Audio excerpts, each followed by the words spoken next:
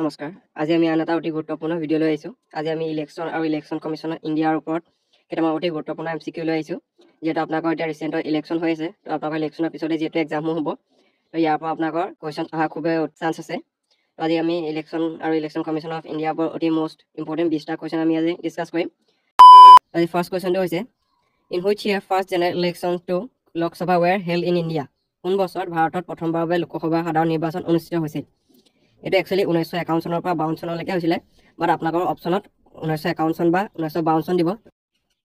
তো যিহেতু ইয়াত আপোনালোকৰ 1951 চন আছে তো সেইবাবে আপোনালোকৰ কাৰেক্ট আনচাৰটো হ'ব 1951 চন দুটা আপোনালোকৰ ডেট একেলগত নিদিয়ে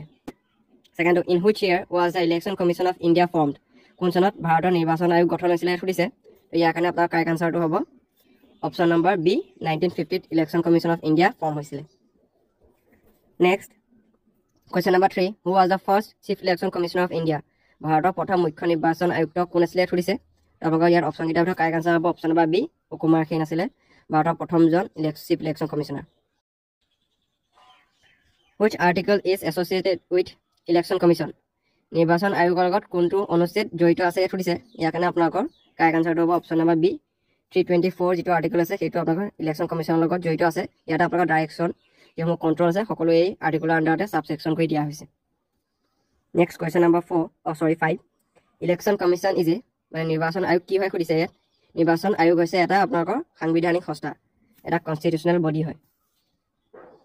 question number 6 who appoints the election commissioners নির্বাচন আয়ুক্তসকলক কোনে নিযুক্তি দিয়া খুদিছে নির্বাচন আয়ুক্তসকলক ইয়াৰ আপোনাৰ ৰাষ্ট্ৰপতিয়ে এপয়েন্ট কৰে next question number 7 What is the tenure of the Election Commissioner of India? ভাৰতৰ নিৰ্বাচন আয়ুক্তসকলৰ কাৰ্যকাল কিমান খুলিছে ভাৰতত ইয়াৰ আপোনাৰ চিফ ইলেকশ্যন কমিশ্যনাৰ আৰু ইলেকশ্যন কমিশ্যনাৰ দুইটাৰে আপোনাৰ টেনিয়ৰ একে হয় ইয়াৰ আপোনালোকৰ কাৰেক্ট আনচাৰটো হ'ব 6 years of 65 years of age whichever is earlier মানে 6 বছৰ বা ব্যক্তিজনৰ 65 years of age যোনটো আগতে হয় সেইটোকে আপোনালোকৰ কাৰ্যকাল তেতিয়ালৈকে ধৰা হয় question number 8 Who is the current Election Commissioner of India? ভাৰতৰ বৰ্তমানৰ নিৰ্বাচন আয়ুক্ত কোনে হৈছে তো ভাৰতৰ আপোনাৰ বৰ্তমানৰ নিৰ্বাচন আয়ুক্ত হৈছে Rajiv Kumar Next, question number 9. Who can remove the election commissioners? নিৰ্বাচন আয়ুক্তসকলক কোনে অপসাৰণ কৰিব পাৰে কৈছে তো নিৰ্বাচন আয়ুক্তসকলক ইয়াৰ আমাৰ প্ৰেসিডেন্টে অপসাৰণ কৰিব পাৰে বা ৰিমুভ কৰিব পাৰে on the recommendation of chief election commissioner. Which part of the Indian constitution deals with elections? ভাৰতীয় সংবিধানৰ কোনটো অংশত নিৰ্বাচনৰ বিষয়ে আলোচনা কৰা হৈছে কৈছে ভাৰতীয় সংবিধানৰ আপোনালোকৰ পাৰ্ট 15ত ইলেকশ্যনৰ বিষয়ে ডিসকাস কৰা হৈছে Next, question number 11. Who decides the election dates? নিৰ্বাচনৰ তাৰিখ কোনে নিৰ্ধাৰণ কৰে কৈছে নিৰ্বাচনৰ তাৰিখ নিৰ্ধাৰণ কৰে ইলেকশ্যন কমিশ্যনে মানে নিৰ্বাচন আয়োগে ইলেকশ্যনৰ ডেটস নিৰ্ধাৰণ কৰে 12 The headquarters of Election Commission of India is situated at মানে ভাৰতৰ নিৰ্বাচন আয়োগৰ মুখ্য কাৰ্যালয় ক'ত অৱস্থিত কৈছে ইয়াত Bharat election commission of India headquarter আছে নিউ দিল্লীত Next question number 13 Which amendment to the Constitution of India reduced the voting age from 21 to 18 ভাৰতৰ সংবিধানৰ কোনটো সংশোধনে ভোটদানৰ বয়স 21 বছৰ বয়সৰ পৰা 18 বছৰ বয়সলৈ হ্ৰাস কৰিছে ইয়াত সুধিছে এটা আপোনাৰ লাষ্ট ইয়াৰ আহি গৈছিল আপোনাৰ এৰিয়াই তাত আপোনালোকৰ ইয়াৰটো আহিছিলে ইয়াৰটো আপোনালোকৰ 1989 হয় বাট আপোনালোকৰ ইয়াত যদি এমেণ্ডমেণ্ট সুধিছে তো এমেণ্ডমেণ্ট হ'ব আপোনাৰ 61st এমেণ্ডমেণ্ট আৰু ইয়াৰটো আপোনালোকৰ হ'ব 1989 The nota option was introduced in India in which year ভাৰতত কোন বছৰ নটা বিকল্প প্ৰৱৰ্তন কৰা হৈছে সুধিছে এইটো আপোনালোকৰ আহি গৈছে এক্সামত এটা আপোনাক কৈছে 2013ত 2013 চনত কৈছে নটা board none of the option above option Next question number 15 What is the minimum age for a candidate to contest in Lok Sabha election Lok Sabha নিৰ্বাচনত প্ৰতিদ্বন্দ্বিতা কৰিবলৈ এজন প্ৰাৰ্থীৰ ন্যূনতম বয়স কিমান হ'ব লাগিব কৈছে ইয়াৰ কাৰণে আপোনাৰ ন্যূনতম বয়স হ'ব লাগিব 25 বছৰ Next question number 16 In order to be recognized as a national party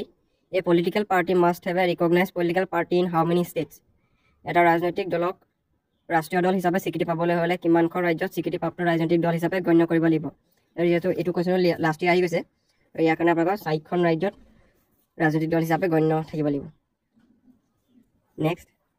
question number 17 How many members in the election commission মানে এটা নিৰ্বাচন আয়োগত কিমানজন সদস্য থাকে ইয়াত কৈছে ইয়াত আপোনালোকৰ 3জন সদস্য থাকে এজন চিফ ইলেকশ্যন কমিশ্যনাৰ থাকে মুখ্য নিৰ্বাচন আয়ুক্ত আৰু দুজন ইলেকশ্যন কমিশ্যনাৰ থাকে question number 18 Who was the first women chief election commissioner of India ভাৰতৰ প্ৰথম মহিলা মুখ্য নিৰ্বাচন আয়ুক্ত কোন আছিল ইয়াত সুধিছে ভাৰতৰ প্ৰথম গৰাকী মহিলা মুখ্য নিৰ্বাচন আয়ুক্ত আছিল VS Ramadevi next question number 19 what is the full form of VVPAT VVPATৰ সম্পূৰ্ণ ৰূপটো কি ইয়াত সুধিছে ইয়াৰ সম্পূৰ্ণ ৰূপটো হৈছে option number A voter verifiable paper audit trail আপোনালোকে ইয়াৰ লগতে যিটো আপোনাৰ ভোটাৰ কাৰ্ডত EPIC থাকে EPIC ফুল ফৰ্মটো চাই থ'ব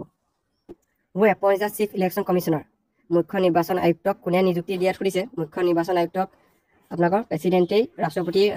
এপইণ্ট কৰে নিযুক্তি দিয়ে আৰু তেওঁক অপসাৰণ কৰে যিটো ৰিমুভ কৰা সেইটো থাকে সেইটো আপোনালোকৰ যিখন ৰাজ্যসভাৰ লোকসভা আছে